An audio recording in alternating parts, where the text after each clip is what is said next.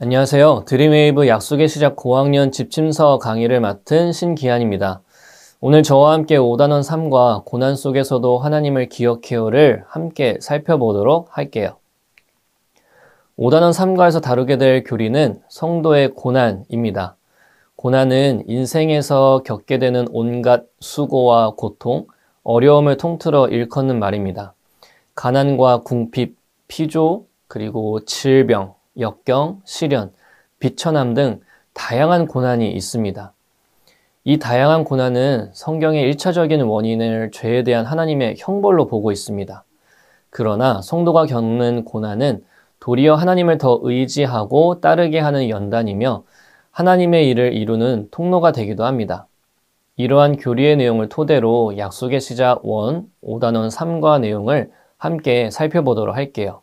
오늘 함께 살펴볼 말씀은 출애굽기 1장 1절에서 14절입니다. 출애굽기 1장에서는 요셉을 알지 못하는 새로운 왕이 애굽을 다스리는 배경으로 시작하고 있습니다. 애굽의 새로운 왕은 이스라엘 자손을 압제하고 있어 이스라엘 백성이 고난을 받고 있는 모습을 보여주고 있습니다.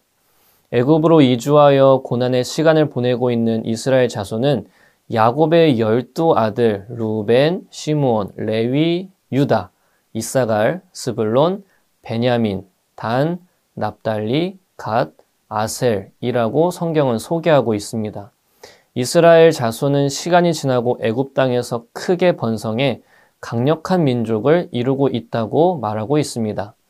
이 모습은 아브라함에게 약속하셨던 자손의 축복이 성취되었고 그 성취된 사실을 보여주고 있습니다. 이 모습에 애굽의 왕은 두려워했고 이스라엘 자손의 번성을 막으려는 계획을 세웠습니다.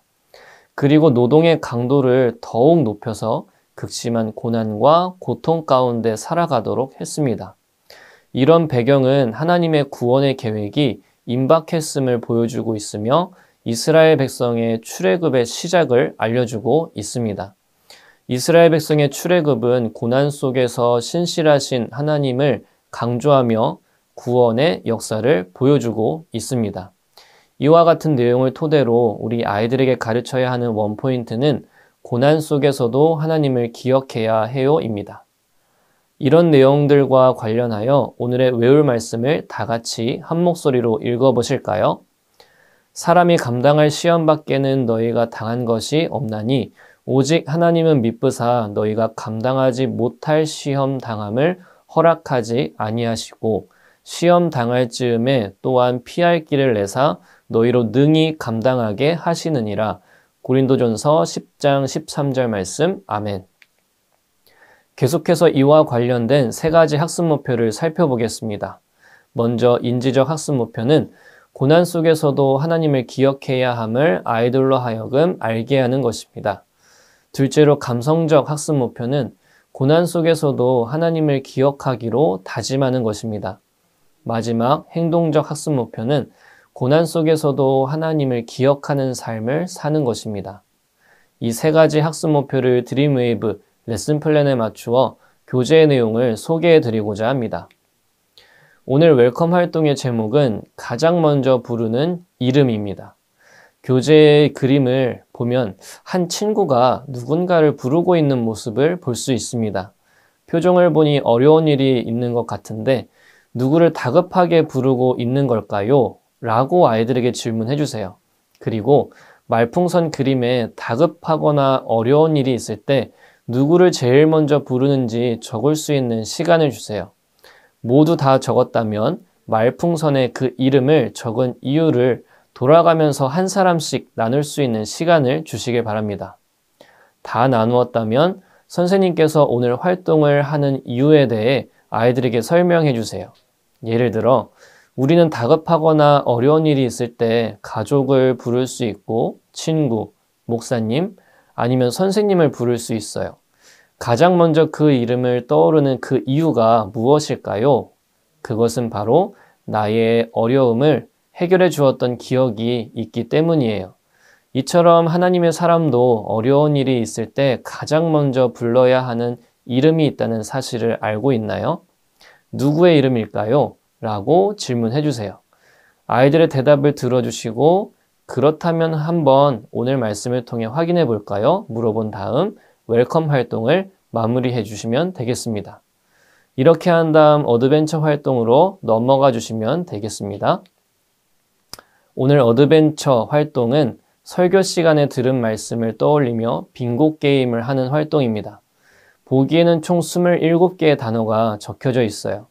모두 출애굽기 1장에서 나오는 단어들입니다. 이 사실을 아이들에게 알려주면서 빙고 칸의 단어를 채울 수 있도록 시간을 주세요. 약속한 시간이 지났다면 가위바위보로 순서를 정하거나 선생님 기준으로 오른쪽부터 시작해도 좋을 것 같습니다. 두 줄 빙고를 먼저 완성하는 친구가 2명 이상 나온다면 게임을 멈춰주시고 활동을 마무리해 주시면 되겠습니다.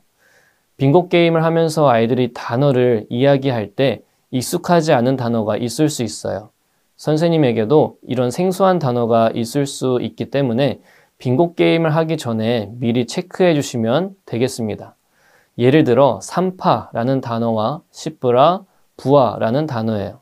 산파라는 단어는 아이를 낳는 데 도움을 주는 사람이라고 설명해 주고 있습니다. 그리고 시브라와 부아는 산파라는 일을 하는 그 직업을 삼고 있는 사람의 이름이라고 알려주세요.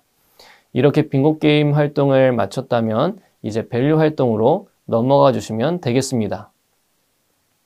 오늘 밸류 활동은 내가 기억하고 싶은 하나님은 입니다. 앞에서 배웠던 내용들을 다시 정리해보는 시간입니다.